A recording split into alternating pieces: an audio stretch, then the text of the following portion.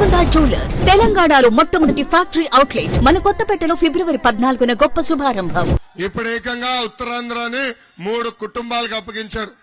ఒకటి బొత్స కుటుంబం, ఇంకోటి విజయసాయిరెడ్డి కుటుంబం, మూడోది వైవి సుబ్బారెడ్డి కుటుంబం. ఈ 3 కుటుంబాలు ఈరోజు పందికొక్కుల్లాగా ఉత్తరాంధ్ర తింటున్నారు. ఎక్కడ భూమి దొరికితే కాజేస్తారు.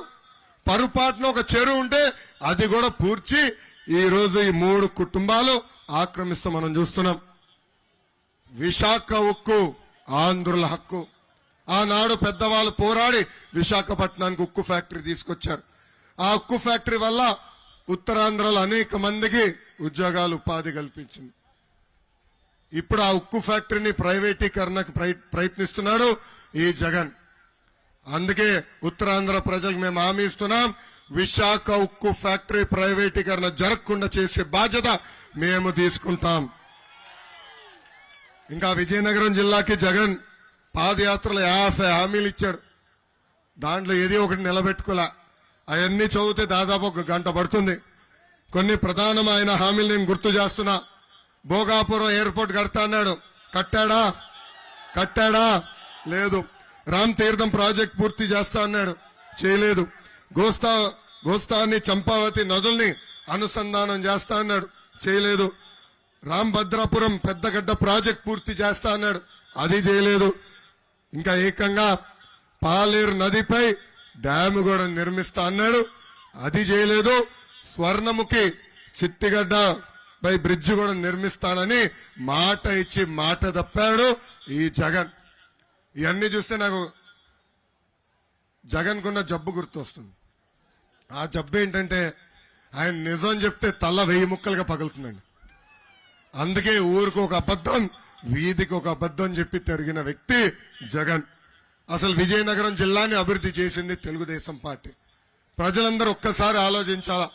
మన ప్రాంతంలో రోడ్లు గాని, బ్రిడ్జిలు గాని, తాగునీటి ప్రాజెక్టులు గాని, టూరిజం ప్రాజెక్టులు కానివ్వండి, భోగాపురంకి అవసరమైన భూమి సేకరణ గాని, రాజాంలో టిట్కో ఇల్లు గాని, బ్రిడ్జిలు గాని, ఇవన్నీ ఆనాడు తెలుగుదేశం ప్రభుత్వం ఏర్పాటు చేసింది. అంతెందుకు, అసలు రాజాం నియోజకవర్గాన్ని అభివృద్ధి చేసిన పార్టీ తెలుగుదేశం పార్టీ. పెద్దలు అడిగినట్టు గతంలోనే మాధవలస ప్రాజెక్ట్ ని ఆనాడు పూర్తి చేశాం. రాజం నియోజకవర్గంలో మళ్లీ తెలుగుదేశం పార్టీని గెలిపించండి. పిల్లల కాలువలతో ప్రతి ఎకరానికి సాగునీరు అందించే బాధ్యత మేము తీసుకుంటాం. గతంలోనే తాగునీరు అందించాం, కానీ పట్టణానికి ఇంకా నీరు అందించాల్సిన అవసరం ఉంది. అది కూడా తప్పనిసరిగా మేము చేస్తాం. గతంలోనే ప్రభుత్వ హాస్పిటల్ని 100 పడకల హాస్పిటల్ మేము చేశాం. మహిళల జూనియర్ కళాశాల, government degree college, residential college, ITI college, Rythu Bazar. అంతెందుకు, నేను మంత్రిగా ఉన్నప్పుడు ఇక్కడ తెలుగుదేశం పార్టీ ఎమ్మెల్యే లేకపోయినా పెద్ద ఎత్తున నిధులు కేటాయించి సీసీ రోడ్లు కూడా ఆనాడు మేము వేస్తాం జరిగింది. కానీ 2019లో ఏం జరిగింది? మళ్ళీ రెండోసారి కంబాల జోగులు గారిని నియోజకవర్గం గెలిపించారు. ఈ నియోజకవర్గానికి ఆయన 2 సార్లు ఎమ్మెల్యేగా గెలిచిన వ్యక్తి. మిమ్మల్ని అడుగుతున్నా, గత 10 సంవత్సరాల్లో మీ జీవితంలో ఏమైనా మార్పు వచ్చిందా? మీ జీవితంలో ఏమైనా మార్పు వచ్చిందా? ఇటుపక్క మీ జీవితంలో మార్పు వచ్చిందా? మీరు ఓటేసింది ఒక్క ఎమ్మెల్యే అయితే బంపర్ ఆఫర్ వచ్చింది. ఇప్పుడు మీకు 3 ఎమ్మెల్యేలు ఉన్నారు. పక్క నియోజకవర్గాల్లో అయితే నియోజకవర్గానికి కేక్ కోసినట్టు కోసి ఒక్కొక్కరికి ఒక్కొక్క భాగం ఇస్తారు వైకాపా పార్టీ. కానీ మీ దగ్గర మొత్తం నియోజకవర్గం పైన ఇక్కడున్న 3 పడి దోచేస్తున్నారు. ఇది ఎట్లుందంటే నియోజకవర్గ పరిస్థితి, ఏమైనా పని జరగాలంటే ఈ 3 దగ్గరికి వెళ్లి కప్పం కట్టే పరిస్థితికి వచ్చింది. ఒక పక్కన ఎమ్మెల్యే గారు, ఇంకో పక్కన ఎమ్మెల్సీ విక్రాంత్, ఇంకో పక్కన చిన్న శ్రీను. వీళ్ళు 3 పడి ఈ రోజు పెద్ద ఎత్తున ఇసుక దోపిడీ చేస్తున్నారు. ఈ 3ని సభాముఖంగా అడుగుతున్నా, తెలుగుదేశం పార్టీ అధికారంలో ఉన్నప్పుడు ట్రాక్టర్ ఇసుక 1000 రూపాయలు, ఇప్పుడు అదే ట్రాక్టర్ ఇసుక 5000 రూపాయలు ఎట్లయింది? ఇక్కడున్న నాగావళి నది ఏమి 100 కిలోమీటర్ల దూరం అవలా, పక్కనే ఉంది.